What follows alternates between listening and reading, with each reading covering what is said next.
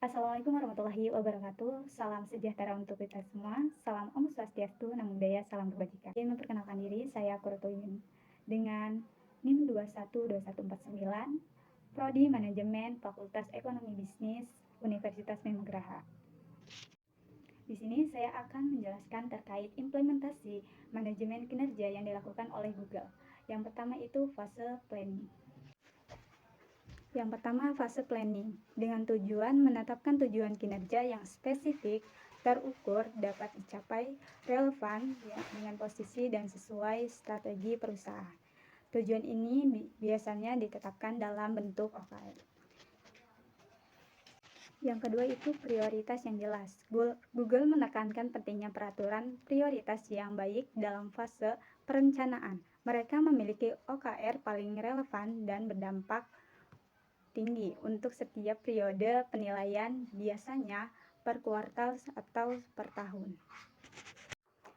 Yang ketiga itu evaluasi dan penyesuaian berskala. Proses perencanaan di Google tidak statis. Mereka melakukan evaluasi dan menyesuaikan secara berskala untuk merespon perubahan pasar, peluang baru atau tantangan yang muncul. Nah, yang kedua itu fase monitoring. Penggunaan teknologi, Google menggunakan alat-alat teknologi seperti aplikasi berbasis web dan yang untuk mendukung pengelolaan dan pelacakan OKR. Hal ini memungkinkan mereka untuk memantau kinerja karyawan secara efektif. Selanjutnya itu keterlibatan aktif karyawan. Google mendorong keterlibatan aktif karyawan dalam proses monitoring. Mereka menerima umpan balik dari manajemen. Selanjutnya, keterlibatan aktif karyawan. Google mendorong keterlibatan aktif karyawan dalam proses monitoring.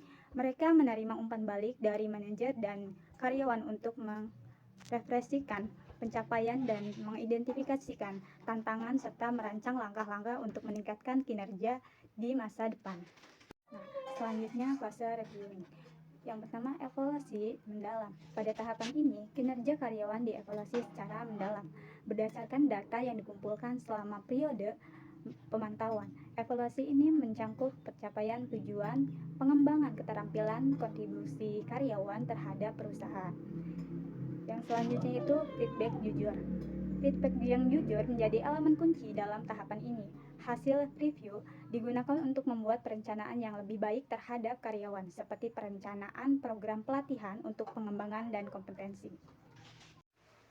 Nah, yang terakhir adalah fase rewarding, yaitu penghargaan dan pengakuan.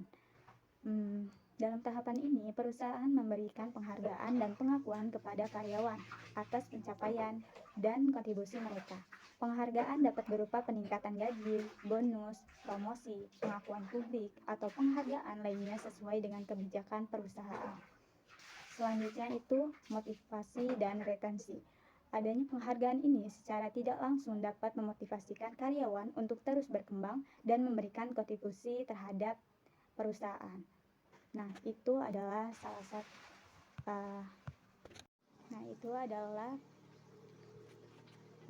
itu adalah penjelasan terkait implementasi manajemen kinerja yang dilakukan oleh Google.